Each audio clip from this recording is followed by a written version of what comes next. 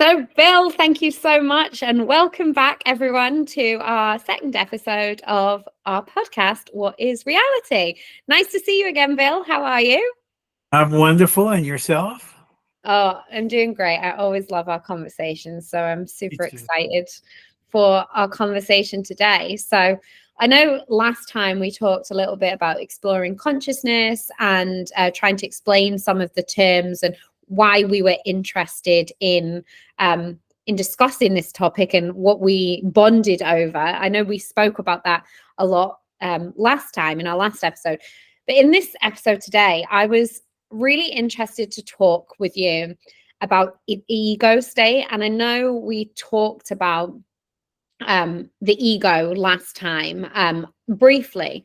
And I think I would love to dig into it a little bit more today because I think so many of our decisions or so many of our, um, you know, our mood can really be impacted by the ego. And I think understand if the listeners were able to understand a little bit more about what is their ego, how they can identify it, then I think it would actually lead in very nicely to what you were speaking to me about actually just before we got on here today, which was, a very worrying and sad statistic that like 1 in 29-year-olds in the US are actually diagnosed with depression and mental illness. So I think the reason I think it would be great to talk about this is because I think a lot comes from this ego state that we can sometimes default into. So, how do you feel about talking about that today?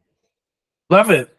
Love it. Amazing. So, I guess for people listening, you and I probably talk about, ego and flow state and observer state quite a lot. But would you be able to describe to people like what the ego state is, firstly? It's a state which assumes you're in a defensive posture. It's you don't feel adequate. You don't want to admit that to yourself.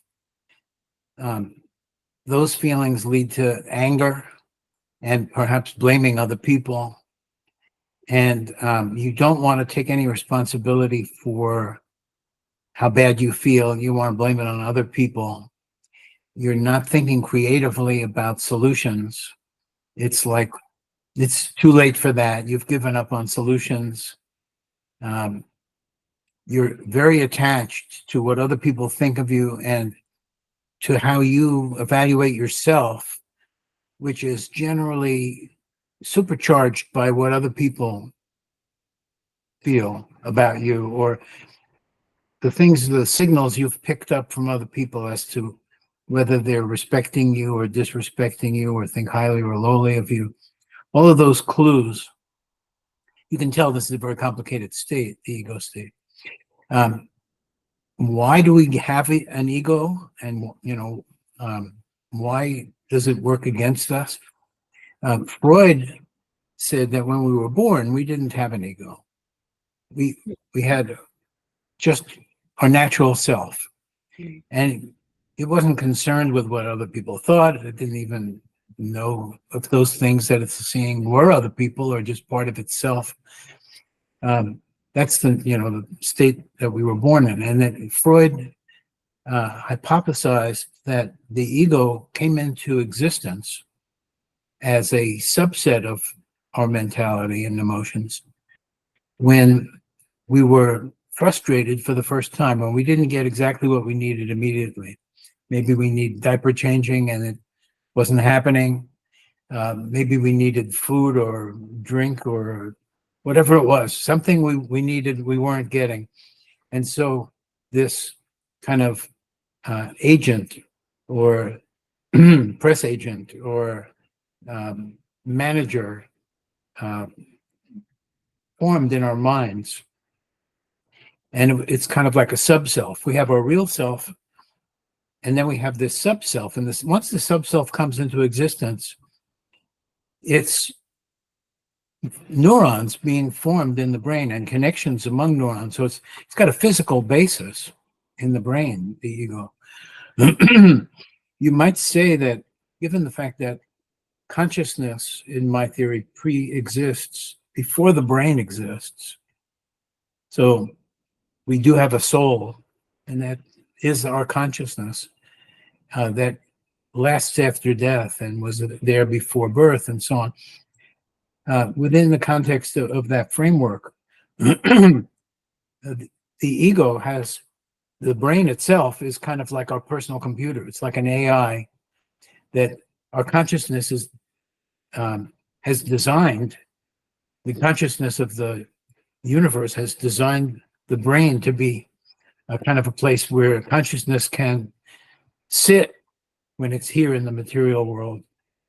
And so when something forms in the brain, neurons, associations, when that structure appears, it gives the ego kind of a foothold, a beachhead from where it can expand.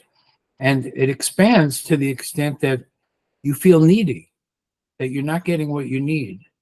That's how it starts. It starts from a sense of neediness, and then anything that has anything to do with neediness gets connected by neurons to that core of neediness. So the whole ego structure forms around this feelings of inadequacy or defensiveness or neediness or not being complete, needing something to complete oneself.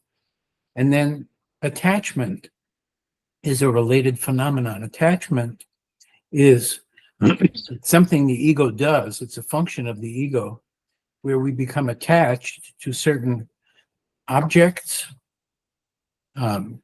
people, relationships, drugs, alcohol, whatever it might be, we become attached to it, particularly outcomes that we're seeking. You know, success of my business, success of my schooling, getting good grades in school, impressing other people. All of those things become attachments. And then the ego doesn't allow us to feel good unless those attachments are being satisfied. And whenever anything flags our awareness of one of the things we're attached to is slipping away or becoming less likely to happen, is being threatened by events around us, brings us down.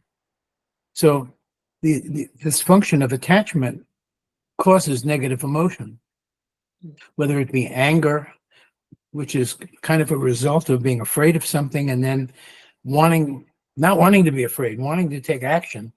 And the action makes you become angry, and that makes you feel more empowered to do something about it. So it's a replacement for fear. All of these are ego processes. If we were taught about this when we were really young, it would make a big difference.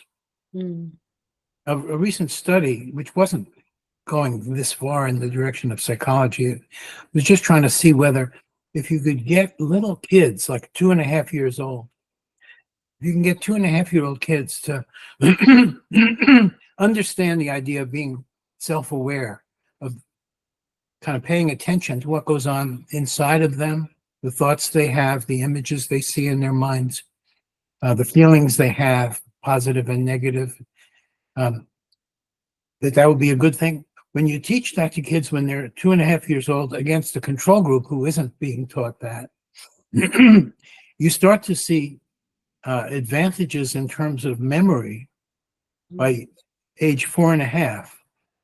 This is a fairly recent study. So after 2 years of teaching kids to pay attention to what goes on inside of themselves, you can see performance differences. And the only one they so far have definitely identified is the ability to have a good memory. You know, 4.5-year-old kids don't usually remember much. I remember when I was a kid, every day I remembered what was happening that day. And then I go to sleep and I wake up the next morning. I could hardly remember what happened the day before. So I can appreciate that memory is an important thing, but it's not the only thing.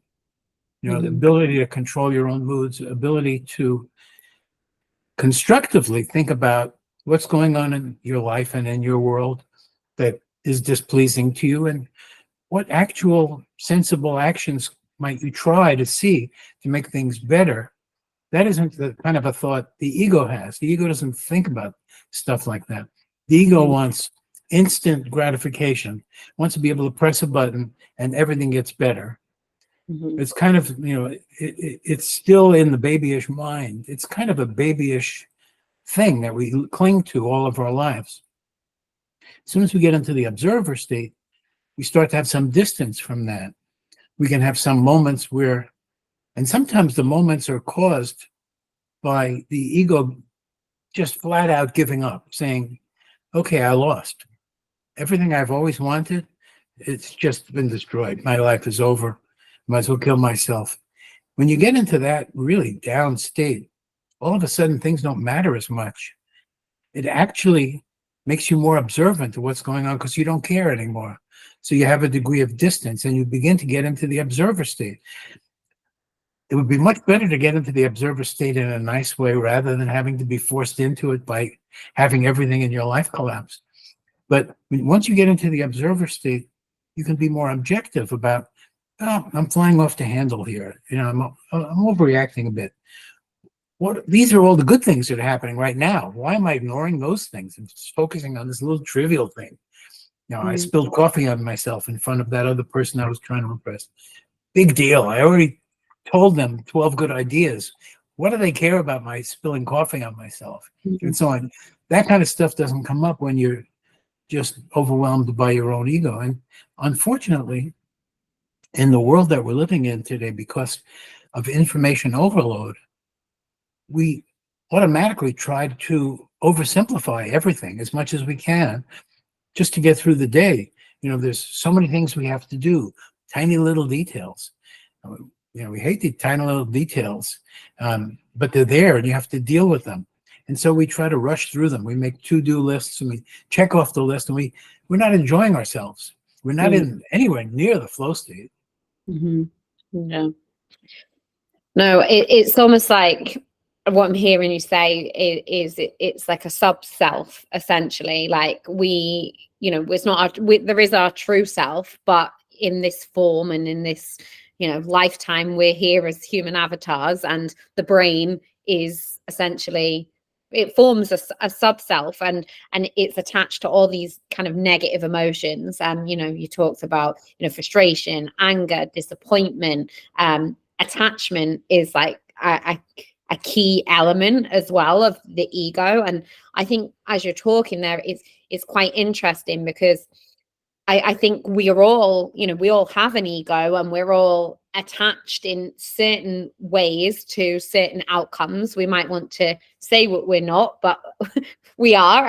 And often, sometimes I don't think you realize even that you're attached to a certain outcome until something bad happens or it doesn't go right. And I think you talked there of, okay, wouldn't the ideal state be to be aware of that, where you have those attachments before you get to the point of submission? Essentially, it's almost like, okay, you can go the easy way or you can go the hard way. Either way, you're going to have to observe yourself at some point.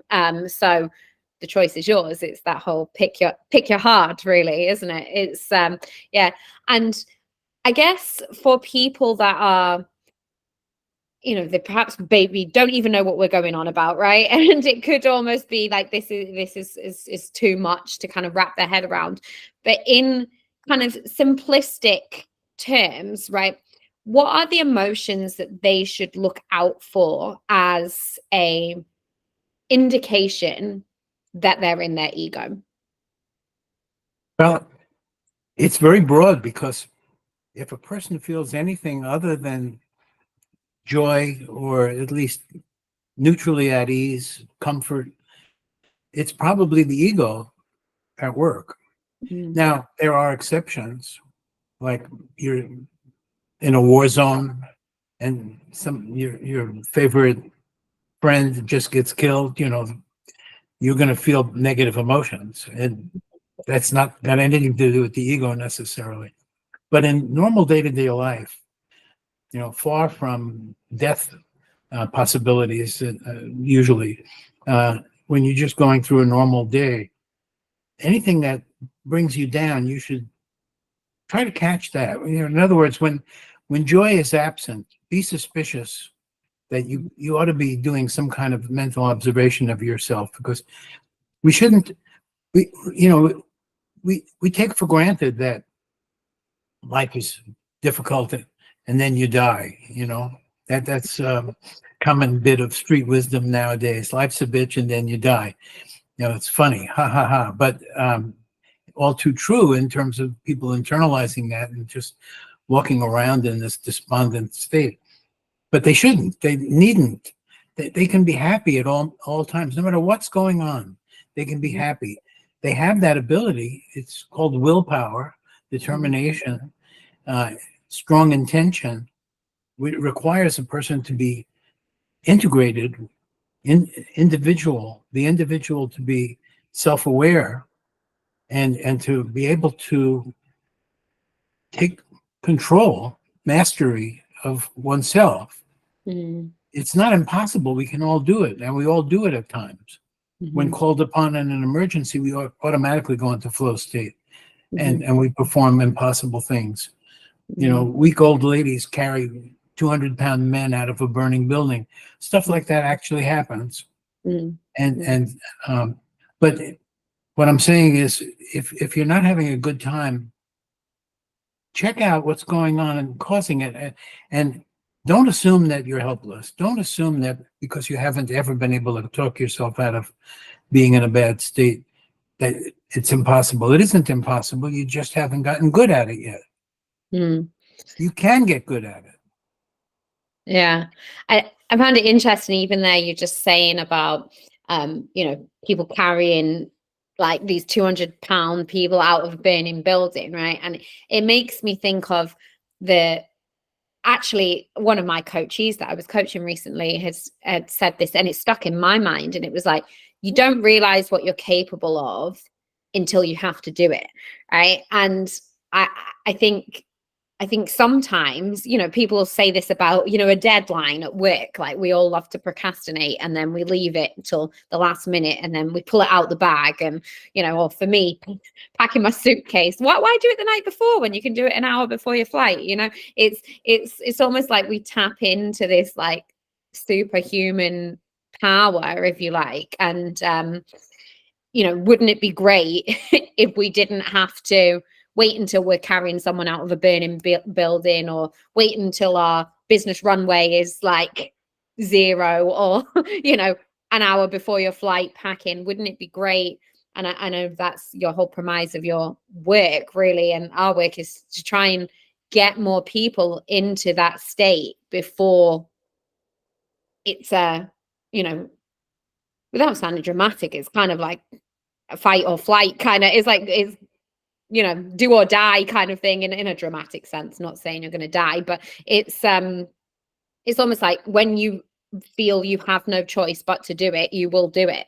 So how can you like tap into more of that without that pressure and stress? Because taking the packing your suitcase, for example, an hour before the flight, it's like, okay, yes, you will get that packed in 20 minutes, but you could have done it last night and it would have maybe taken you twice as long. But yes, okay, you've done it quicker, but you've put all this additional pressure and stress on you. So like, how do you access that supercharge and that superpower, but without the additional burden that you're actually putting on yourself in that moment? Yeah, and we can do it. It does require focus. You have to actually think about it. You have to concentrate. You have to be able to keep your attention on one subject.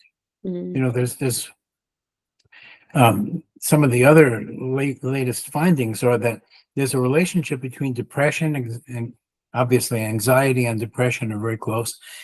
There's an overlap, like a 70% overlap between ADD, ADHD, and depression, anxiety, and something like that same degree of overlap with the autism spectrum. Those three things, the autism, ADD, and depression are strongly overlapped. If you have one, the likelihood is 2 out of 3 you're going to have one of the others or both of the others. Mm. So that makes it hard for people to carry out the self-observation, because you have to follow your own train of thought and continue to follow your own train of thought without getting distracted by, oh, here's my phone sitting here. I wonder what is on TikTok, blah, blah, blah, whatever. You have to, and you can't also be in a distractive environment and Mm. get any good internal work done. Like Mm. if you're at work, somebody could pop in the door. Or if you're in an office that has a window and people walk by and look in the window, or if you're in a cubby and completely exposed, it's very hard to concentrate under those conditions. Mm. But if you can, put a sign on the door, "Do not disturb," meditating, or whatever, get yourself some alone time, even if it's 20 minutes. Sometimes when I'm not feeling right, and let's say I'm at a conference and I'm going to be giving a speech, and I had meant to do one more rehearsal, but something interrupted me. So now I'm feeling, yeah, am I really ready? And I go to the men's room. I lock myself in a stall. Nobody's going to bother me. It's Mhm. a wonderful way to get away. And often in 2 or 3 minutes, I feel better. Mm. Things Mhm. just sort themselves out because I can concentrate just for a minute. Yeah, it's so I'm hearing really it's about the oh sorry, that's gone off. It's about the your environment really, and you can cultivate your environment and create an environment that is conducive to accessing this state, or at least observing and not being, in your ego. I think the being in your ego piece, it it's coming through a lot for me, like in coaching sessions at the moment, and I think it's so powerful when people do recognize, oh, that's not truly me, because it's like they've got all these feelings and emotions, but they realize that it's actually not their true self, and they'll say that, I feel like a failure, but I know I'm not a failure. So it's like it's interesting to observe, right? Like you've almost got these different levels, because like people know truly deep down that they're not, but that these thoughts are still here.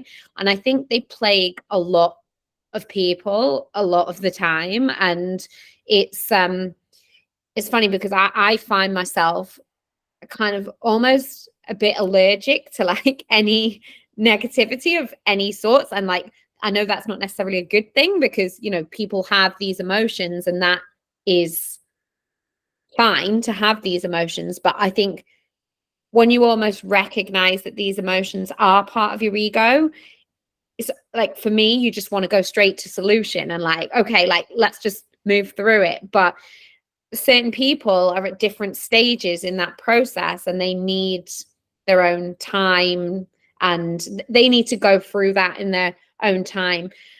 I mean, how do you for people that like maybe have somebody that they want to help, or they're, is somebody that's struggling, if it's not them, and they want to help, obviously maybe they're at a different point, and maybe they have like want to help solutionize, like what can you do as that person that wants to help others but can't be in their shoes?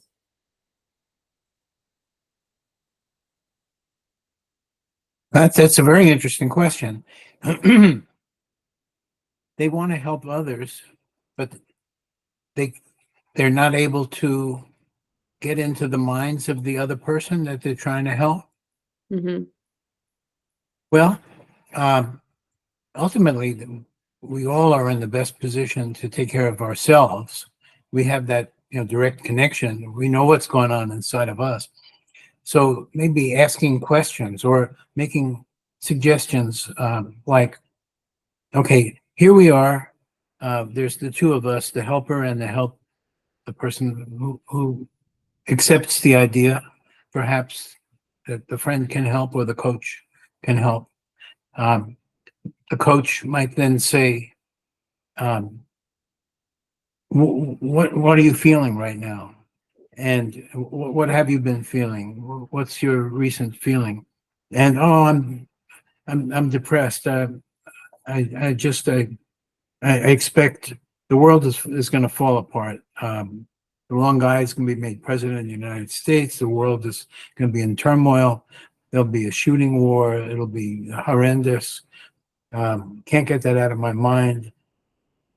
I got all these relationships with people, and I don't trust a lot of these people. I think some of them are just conning me, and I'd like to be able to feel that I could just relax with friends, but we have differences in political opinions that are tearing us apart, and even our family is being torn apart. And then I'm worried I'm going to lose my job. We don't have enough money, and if I lose my job, what are we going to do? And then the shame of it all. Uh, people look up to me because I've been so accomplished, but I know I could be in the next round of right sizing. I could be out. Any of us could be out. You never know who's going to be out. So at work, I can't even be free to come up with new ideas because I'm afraid I'm going to say something wrong. So I just keep my mouth shut and my head down. And then I realized, well, why do they need me if I'm not coming up with anything? Is it too late to change that? I'm just so confused. It all swirls around, and I keep going back to the beginning again. It's like an endless loop, and I'm not getting anywhere. I don't know what to do. So then the coach might say, well, I understand that all those feelings, and a lot of people have them nowadays, and they're not totally unrealistic or anything. You're entitled to have those. But the question is, A, what can you do about them? You have to kind of do triage. Like you're a doctor, and all these people or have medical problems, emergencies. You're an emergency room doctor. You have to decide who can I help and who can't I help. I mean, this one might be too far gone. And if I work on this one first, this one could get worse. And this one I could save. So I better focus on the things where I can actually make a difference in my life, use triage. So I can't change who's going to win the election. I can't change this. But within my own life, what can I change? Well, maybe if I just smile more, people will have the feeling that I'm confident. And also it'll make them feel better. So I'll actually be helping other people. And it's easy to fake a smile, isn't it? Let me try it. Let me look in the mirror. That looks pretty real to me, even though I'm totally full of shit. I feel horrible, but the smile is kind of convincing. Maybe I just try that smile thing, but that's not enough. What else can I do? And then the coach might say, well, is there anything that you feel that you've lost or lately or ever that you still can't get out of your mind? Or is there something you're really afraid of losing that you're attached to not losing? Oh yeah, it's my job. That's what I'm really worried about. I have to admit it. That's really getting me down. Now that you mention it, that's what I'm really frightened of. I didn't realize that. That's what's been bugging me.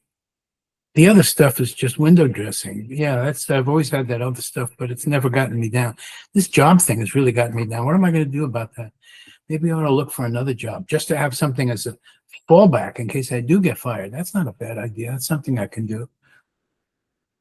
That's the kind of general direction of trying to get practical about, okay, I feel terrible. Why do I feel terrible? What is it that made me feel terrible? What is it that I'm anticipating might happen that's scaring me? What can I do about it? Ultimately, what are the practical things I can do about it? How can I be more constructive and pragmatic? Yeah.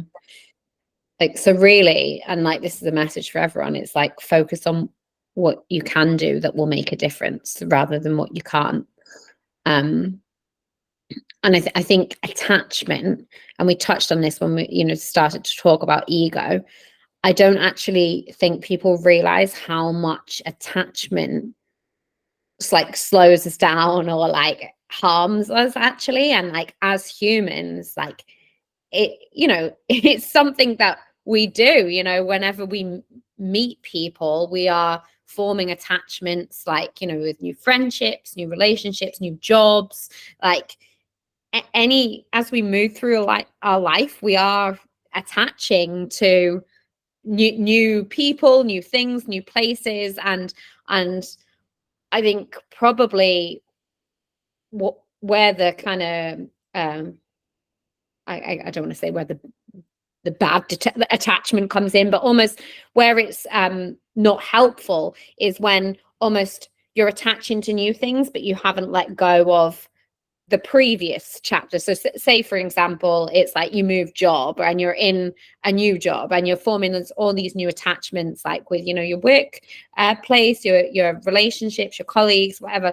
But there is like some still kind of, you haven't detached fully from, oh my God, I left that job and it, the boss was awful, and and you're basically carrying that baggage. I'm almost imagining like a mental like rucksack of like stuff. And I think, where the attachment piece is like, I don't think people realize that they carry a lot of that like attachments with them rather than clearing them as they move into this new chapter. So I know attachments is like a real thing that people find difficult. I mean, me included, right? Especially people, it can sometimes be hard. But how do you get to the point of, or how have you got to the point around like practicing detachment from things that were once really dear to you and meant a lot? Well, there's attachment is really like an excess of a good thing, an excess of love. Love, what could be bad about love? The only thing bad about love is when, let's say you love someone and they spurn you and you can't get over it. It blows your mind and you're hurt for the rest of your life. So the question is, where does love, where's the balance point? Where should we strive to be in terms of love? We should be unconditional and not at all holding back or being stingy with our love. We should, let it hang out. But if it isn't being returned, it shouldn't matter to us. If we're not getting the return path love, it should be just something we observe. Isn't that interesting? I love her, she doesn't love me. So be it. That's the way it is. But I'm still gonna love her, and she's still talking to me, so we can still be friends at work. She's in the next office, and we meet at the coffee machine and we talk a little bit, and everything's fine. I know that she's never gonna love me, and I love her. That's it. That's the way it is. Life is like that. Move on. I mean, there's so many good things to experience in life. Why dwell on the things that aren't happening? It would be nice. I fantasize about that happening, but it's not going to happen. So there's all these other great things. Yeah. I think that's the problem, right, with the ego and our brains sometimes, right? As you've said there are so many more, like attachment that can be in any form, right? It could be people, it could be, it could be, as you've said, outcomes, right? Like you really want the business to succeed and you really want it to, blow up or whatever it is, right? And you're actually quite attached to that, to that outcome, right? You don't realize you are, but like you are. And it's, and then, okay, say it doesn't work out, you move on, right? But like that, we tend to, I think by default, focus on the one thing that you were attached to. I was attached to this outcome, or I was attached to this relationship, or I was attached to this job, and it didn't work, and or it didn't work out for whatever reason. And like you said, there's so many more, opportunities out there, and you and I are great believers in whatever happens is meant it all unfolds as it's meant to. But it's like shifting that focus as well, isn't it? It's like rather than like focus on that one thing that didn't go right, it's like, well, what did you learn through that process? Or, what can you take forward into your next chapter? Like those kind of reframes, I think, kind of help you step out of your ego a little bit and help you just enjoy the moment a bit more rather than being so attached. Like, yes, you want it to go a certain way and you believe it will, right? But if you've constantly got that attachment, you're not enjoying the moment because you're putting all this stress and pressure. And I think you were kind of saying earlier in the example, you kind of code your own reality, and it's kind of a self-fulfilling prophecy. The more you are attached and you want an outcome, the more you will work to that end, and like your energy will put that out there and it won't happen, right? So it's almost like a self-fulfilling prophecy. So I feel like if people could catch their attachment, right, and like try to recognize where they're attached and recognize it, observe it, but then try to shift focus into other areas, I believe then they're more likely to get the outcome that they're attached to. Exactly. And flow state is part of that. Attachment prevents flow state. Mm-hmm. So if you're attached to, let's say it's a athletic contest, and you want to win this athletic contest, you're a pole vaulter, and you're in a pole vaulting competition, and you really want to win. Mm-hmm. You're not going to get into the flow state. You probably won't win because attachment blocks the flow state. Mm-hmm. So if you really want something, you better not be attached to it because you're going to keep yourself from getting it. There's a psychological law called the Yerkes-Dodson law, which is it's a curve on a graph that looks like this. And what it says is that this is the degree of success, and this is the degree to which you want that success. So when you're down here and you don't really care, you don't get much success. Here, where you care a little bit, you get success. Here, where you care too much, you're back and not getting the success. It's flow state. It's attachment versus flow state. It's funny because I was talking to somebody about this the other day, and he was like, it's the whole thing, when you're single, everybody wants to date you. Oh, no, when you're married, everybody wants to date you. And when you're single, nobody wants to date you, right? It's like that whole, because it's that aura you put off. You're not actually looking, you're not attached, you don't want that, right? And I found it quite funny because I think that's, you can translate that into any aspect, right? And I think, obviously right now, I'm working on TTM and building the business. And I think in the entrepreneur space, there's a whole lot about, we need to make this work, and it needs to be the next unicorn, and it's got to be like this, right? And I just, when it's around you all the time, like, God, you soak some of that up, and you try to remember to yourself, it's like, no, like there's a difference. And as I was listening to this podcast, and it really stuck with me, and I'm sure it'll be useful for you too. It's like, there's a difference between being obsessed and being committed. You can be committed, right? And that is like, committed to showing up, committed to doing the work, committed to learning, committed to growing, but you're not obsessed in terms of, I'm obsessed with this business. This business needs to be like this. It needs to and I think that, you could put that into any setting, right? It's to ask yourself, like, are you committed or are you obsessed?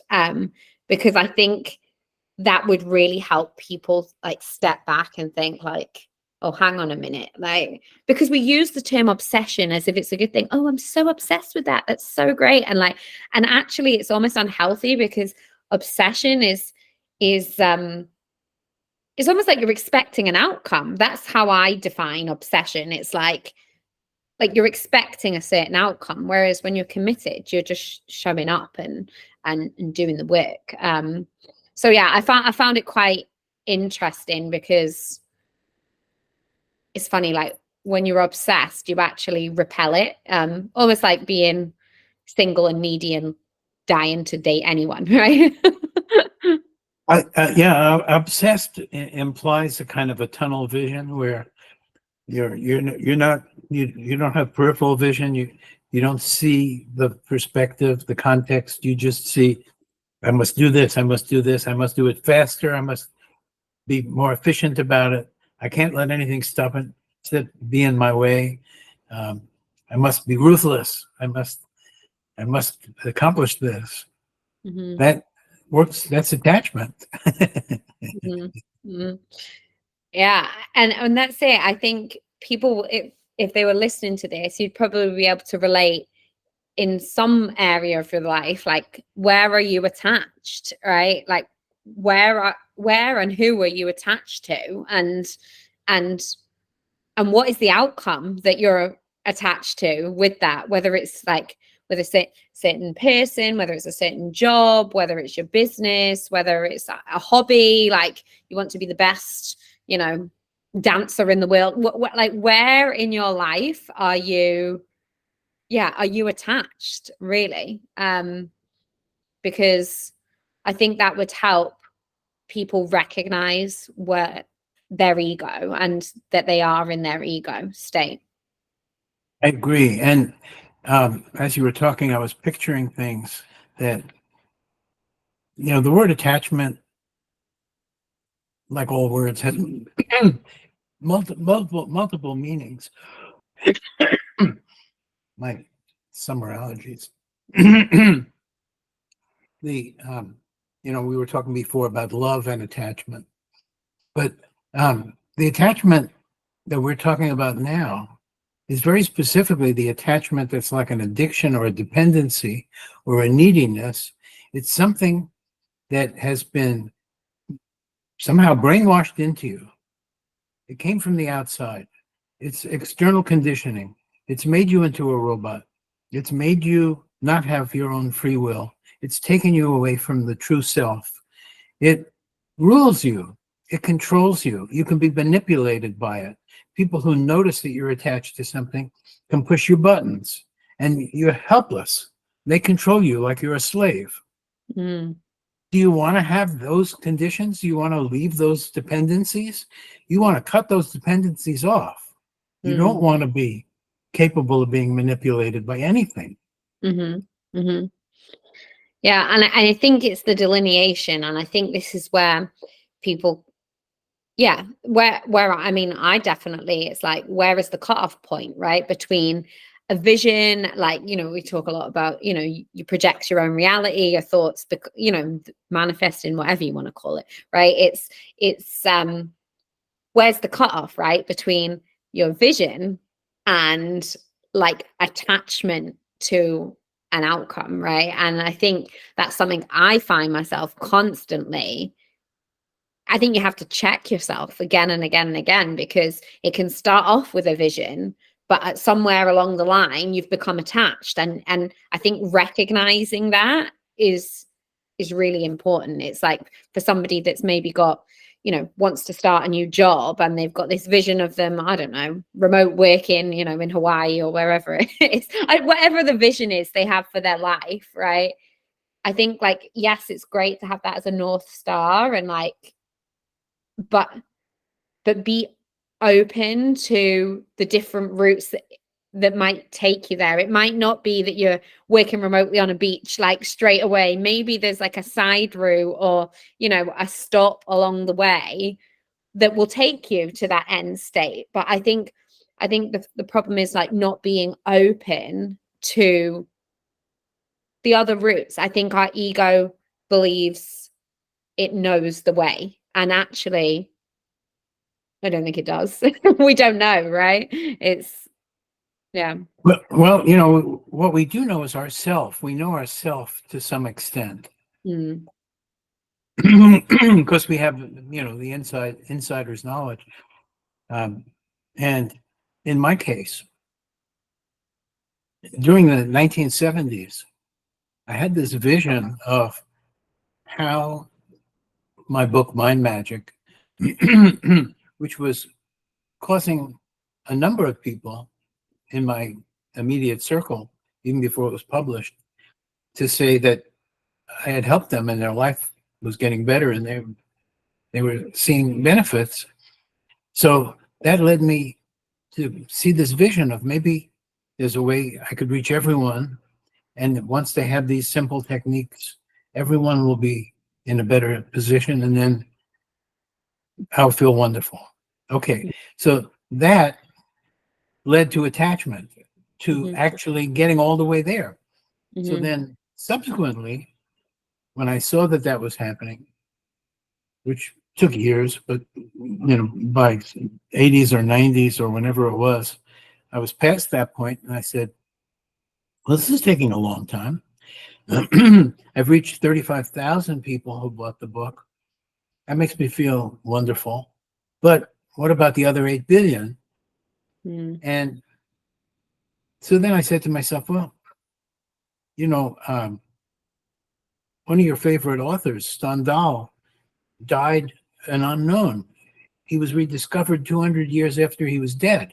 Maybe that'll happen. Maybe when you die, you'll have helped, 40,000 people, and there'll still be 8 billion left to go. So be it. Just try to leave behind the instructions so other people can find it. Leave a trust fund or something that'll keep it up on the internet so that anybody who ever wants it can get it. And that's it. But the whole point is, if you're teaching people how to enjoy life and you're not enjoying life, then it's all bullshit. Yeah. So do something that you can enjoy doing, even if at the end you haven't really moved the needle. Okay, so I accept that now. I think that's an important message really to leave people with, is around following your joy. It's like, what makes you happy, and what can you do just because you enjoy it, not because you're expecting any outcome, not because you want a return, you want a certain want a certain outcome. I guess it's what can you do that you enjoy just because you enjoy it? And normally the universe picks up on that, right? And people pick up on that. Like, they can see you're just enjoying it and you're not attached to any outcome. And you're doing it in the flow state. I think that's really the message, that attachment gets in the way of the flow state. Ego is what causes attachment. Understanding the process and getting out of this spiral, this endless loop. I think we hopefully have given people a bit of an understanding of what is the ego, how to identify it, what we talked a lot about attachment and how that's how you're able to recognize it, and then also some kind of tips on how to move through. So we hope you've enjoyed our second episode of What is Reality, and we will be coming back very soon with the next one. So thank you so much, Bill. Great to chat with you today. Thank you so much, and thank you, listeners.